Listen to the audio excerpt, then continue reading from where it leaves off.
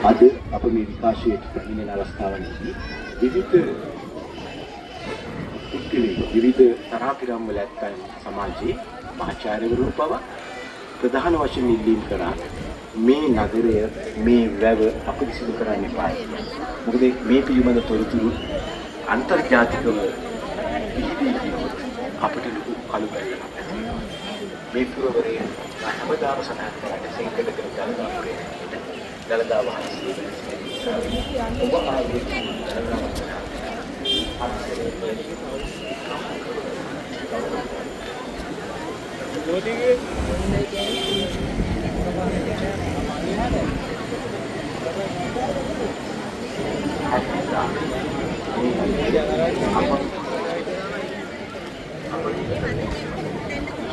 එන්නකොට අපි නිදහස මේ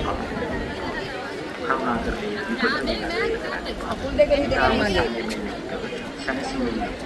ඉඩකඩ ලැබෙන පරිදි අන් අය සමග ගැටුම් ඇති කර නොගෙන බුදුන්වන්ට අනුචිත